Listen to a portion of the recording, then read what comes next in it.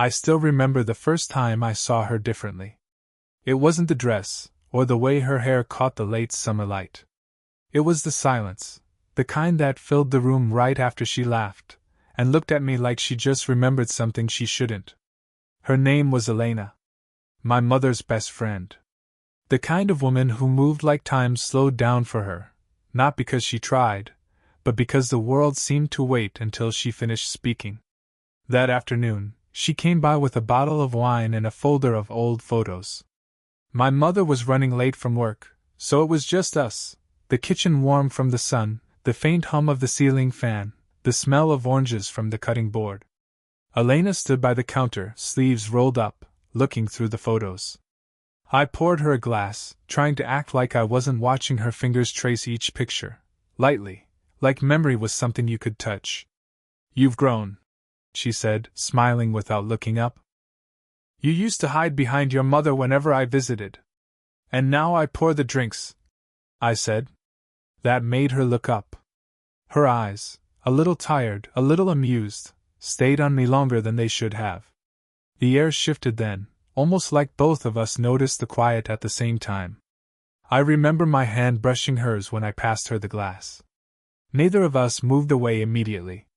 Her skin was warm, the kind of warmth that lingers after you tell yourself it didn't mean anything. "You're different," she said softly. "Older." Her voice caught on the last word. She looked down, pretending to find something interesting in the photo again.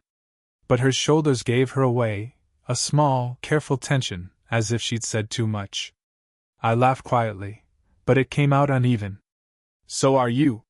She tilted her head. "That's not usually what a woman likes to hear." "I meant—" I stopped. Because she was looking at me again, and I didn't know how to finish the sentence without saying something I shouldn't. Outside, the wind rattled the leaves against the kitchen window. She smiled faintly, eyes dropping to her glass. I could tell she wanted to change the subject, but didn't know how. She did it anyway. "Your mother said you're back for the summer." "Yeah. Just trying to figure things out." "That never stops," she said. "Figuring things out." The way she said it, soft, distant, it wasn't advice. It was confession. She stepped closer to place the photo album down, and the faint scent of her perfume brushed against me, cedar and something floral. Not strong, but it stayed. My pulse reacted before I could think. When she turned, our faces were closer than they should have been. For a second, either of us moved. Her eyes flicked to my mouth, then back to mine, quick, but enough to make me forget what we were talking about. I opened my mouth to say something, anything, but the sound of keys at the front door froze us both. My mother's voice called out from the hallway. Elena stepped back instantly, hand still halfway to her glass. Her smile returned, polite, practiced, careful. And just like that, the air went back to normal.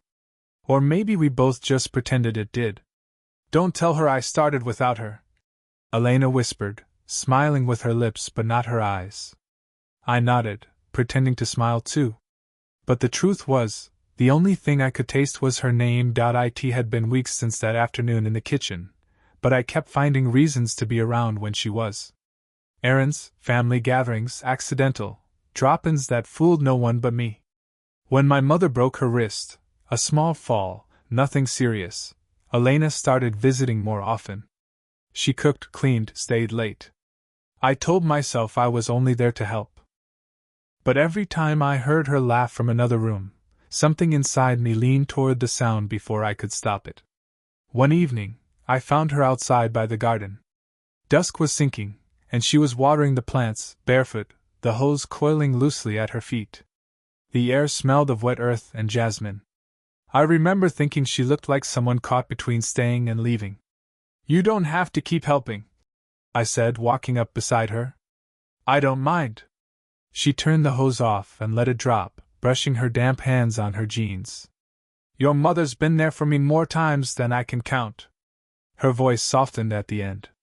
I wondered if she was thinking about the divorce she never talked about, the one that left her house too quiet, her ring finger pale. "Do you ever miss him?" I asked before realizing how intrusive it sounded. She smiled, but it wasn't the kind that reached her eyes. Sometimes I miss the idea of being missed. I didn't know what to say. She didn't expect me to. The silence that followed wasn't awkward, it was full. She moved past me to grab the watering can, her shoulder brushing my arm. It was nothing, a small thing, but my breath caught anyway. She paused, maybe noticing, maybe pretending not to. You shouldn't look at me like that, she said quietly, still facing the plants. Like what? Like you're trying to remember me. Her words hit harder than I wanted them to. I wanted to answer, to joke, to defuse the tension, but I couldn't. Because she was right. I was trying to remember everything about her, the sound of her voice, the faint scent of her perfume when she walked by, the way she never quite met my eyes when we were alone. She turned back to me, folding her arms. People talk, you know. Your mother, she wouldn't understand. I'm not doing anything wrong. You're not, she said. But you could. A faint wind moved between us, and she tucked a strand of hair behind her ear, a small, nervous gesture I hadn't seen from her before. For a second, she looked her age, and somehow even more beautiful for it. I should go, she said finally, reaching for her shoes. But when she tried to pass, I stepped aside too slowly, and her hand brushed my chest. She didn't move it right away. Neither did I. The world seemed to narrow to that single touch, her palm, the cool evening air, the sound of our breaths tangling in the dark. She pulled away first. Good night, she whispered, barely audible. Then she left, but the warmth of her hand stayed long after she was gone, like a secret I wasn't ready to stop keeping. It happened on a Sunday. The house was quiet. My mother had gone out for groceries, leaving Elena and me to finish sorting the old boxes in the attic. The air smelled of dust and cedar. Sunlight cut through the narrow window, painting her hair in a warm haze. We worked in silence for a while. Every sound felt too loud, the scrape of cardboard, the rustle of papers, the shift of her breath when she bent down to pick something up. I tried to focus on the photos in my hands, but every time she moved, the air seemed to change direction toward her. You always keep everything, she said, kneeling beside a box of letters. You get that from your mother. I smiled faintly. You say that like it's a bad thing. It's not. It just means you have trouble letting go. Her tone was casual, but her eyes weren't. They held something that made my pulse trip, something like recognition. I wanted to say, so do you, but I didn't. Instead, I reached for a book near her knee. She moved at the same moment, and our hands met halfway. Skin against skin. Her breath caught, mine followed. The world narrowed, the light, the dust, her scent, all of it felt too close. She didn't move her hand at first. Then slowly she did, her fingers dragging lightly across my knuckles as she pulled away. It was enough to undo me. I should go through the other box, she said, her voice lower than before. Sure, I said, but I didn't move either. For a moment, we both just sat there, two people pretending to focus on different things while feeling the same one. Then a sound cut through the silence. A car door outside. My mother's voice, distant but clear, carrying up the stairs. Elena froze. Our eyes met, the same thought between us, too close. She stood quickly, brushing dust from her jeans. We should, yeah? But as she turned toward the attic door, her foot caught the edge of a rug. I caught her before she fell, my arms instinctively around her, her body pressed to mine. The pause that followed wasn't an accident. Her hands rested against my chest, fingers tense, her heartbeat quick against my ribs. For one suspended second, either of us moved. I could see the faint tremor in her lips, the way her gaze flicked between my eyes and my mouth, then away again. Downstairs, a door slammed. Elena? My mother called. She stepped back, not fast enough to hide the flush in her cheeks. We should go, she whispered, smoothing her hair, trying to find her balance again. But before she turned, she looked at me, really looked, and in that single glance, there was everything we'd been pretending not to say. I swallowed hard. Yeah, I managed. She started down the stairs first. I followed, careful not to close the space between us too soon. But the truth was, we were already closer than we'd ever meant to be. It happened on a night that wasn't supposed to mean anything. My mother had gone to stay with a cousin for the weekend, leaving the house quiet, too quiet. Elena stopped by to drop off some papers she'd promised to bring. She said she'd only stay for a minute. But the storm outside had other plans. Rain lashed the windows, wind tugging at the curtains. She stood in the doorway, soaked from the dash to the car, her hair damp, the outline of her coat tracing the shape of her body. I took her umbrella, but she didn't move from the entryway. "You can wait it out," I said. "It'll pass soon." She hesitated, then nodded. "Just a few minutes." The power flickered once, then steadied. The silence between us deepened, stretched. I made coffee just to fill it. When I handed her a mug, our fingers brushed. Her hand trembled slightly. "I shouldn't be here," she murmured. "Then why did you come?" Her eyes lifted, sharp, searching. "You think I know?" The honesty of it hit me harder than any confession could. We sat on opposite sides of the couch, like that distance could protect us. The storm filled the space with noise, but under it was something quieter, the sound of everything we weren't saying. Then her phone buzzed. A message lit up the screen before she could stop it. From my mother. "You know he talks about you, right? He's too young to understand what this means. Please be careful." Elena's face went pale. She didn't look at me right away, just locked the phone and set it down like it was something dangerous. "What did it say?" I asked, though I already knew. Her breath came uneven. "She knows." I stared at her, the air thick between us. "Knows what?" "Nothing happened." She laughed, quiet, bitter. "That's what we tell ourselves." Lightning flashed outside. For a moment, the room was white. She turned toward the window, her reflection trembling in the glass. "I thought I was helping her," she said. "Being there. Then you made it hard to remember why I came around." Her voice cracked on the last word. I stepped closer before I could stop myself. She didn't move away, not this time. "Elena," I said softly. "She's wrong." "You don't," she whispered. "Don't make me believe that." Her eyes met mine, guilt and want tangled so tightly I couldn't tell them apart. She reached up as if to touch my face, then stopped halfway. Her fingers hovered there, shaking. Outside, thunder rolled again. She stepped past me, brushing my shoulder, her scent trailing like memory. "If I stay, I'll ruin everything," she said. Then quieter, as if confessing to herself. "But I can't seem to stop coming back." She walked toward the door. I didn't follow. I couldn't. Because for the first time, I realized, we weren't caught between right and wrong anymore. We were already too far past it. The rain had stopped by the time she came back. I hadn't expected her that night, maybe she hadn't expected it either. But when I opened the door, she was standing there again, coat unbuttoned, eyes tired but certain. "I can't sleep," she said. "I just kept thinking." Her voice was quiet, frayed at the edges. I stepped aside, and she walked in without waiting for me to say anything. The living room still smelled faintly of coffee and storm air.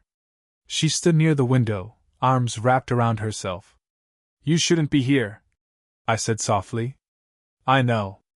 Neither of us moved. The clock ticked somewhere behind us, steady and small. I wanted to ask what she was thinking, but I already knew, the same thing I was. She turned to face me, her expression a mix of apology and exhaustion. "Your mother called again." My stomach tightened. "What did she say?" "She asked if I'd been avoiding you." I told her yes. A pause. "It wasn't true." That made me take a step toward her. She didn't step back. "Then why are you here now?" I asked. "Because I'm tired of pretending this isn't happening." Her voice cracked slightly. "Because every time I tell myself to stop seeing you, I end up driving past your street anyway." The air between us pulsed, heavy, electric. I moved closer, slowly. And what do you want me to say to that? She looked up, her breath unsteady. Nothing. Just don't say you don't feel it too. I didn't. Couldn't. We stood there, inches apart, either touching, both waiting. I could hear her breathing, she could probably hear my heart. The kind of silence that doesn't exist between strangers. Then she reached out, fingers brushing my sleeve. This is wrong, she whispered. I know. Her hand slid lower, stopping just above mine. Then why does it feel worse to let go? She was close enough that I could see the faint tremor of her lip, the way her lashes caught the light. I wanted to pull her in, every part of me did, but I didn't move. Instead, I said, maybe because we both already did. That broke something. Her hand lifted, hesitated, then rested against my face. The warmth of her skin was enough to erase every argument we'd rehearsed. She leaned in, not all the way, not enough to cross the line, just close enough that her breath grazed my cheek. We stayed there, suspended between choices. I don't know how to walk away from this, she whispered. Then don't, I said. Her eyes closed for a second. A long, uneven breath. When she opened them again, there was something steady there, not surrender, not resistance, just understanding. She stepped back. We can't undo what we've already felt. No, I said. But we can stop lying about it. For the first time, she smiled, sad, certain. And in that moment, neither of us touched. We didn't need to. We both finally knew exactly what this was, and what it would cost. Morning crept in slow, pale, and forgiving. The storm had rinsed the world clean, leaving the air soft and quiet. I found her sitting on the porch steps, a blanket around her shoulders, watching the street shimmer with leftover rain. She didn't look surprised to see me. Maybe she'd heard the floorboards creak before I spoke, or maybe we were just past pretending we didn't wait for each other anymore. You didn't sleep? I asked. She smiled faintly. Did you? I shook my head and sat beside her. The air still smelled of wet earth and coffee. For a long moment, neither of us said anything. The silence wasn't heavy anymore, just full, like a space that didn't need words. I kept thinking, she said finally, pulling the blanket tighter. About last night. About what happens now. I nodded, staring at the light pooling across the street. We stop pretending we don't care, I said. And we figure out the rest later. She laughed softly, a quiet sound that felt like release. You make it sound easy. It's not, I admitted. But it's real.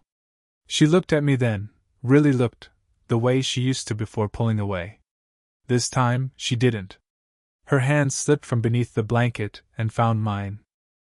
Her fingers were cool at first, then warm as they settled. I'm not supposed to be here, she said, but it didn't sound like an excuse anymore. I know, I said.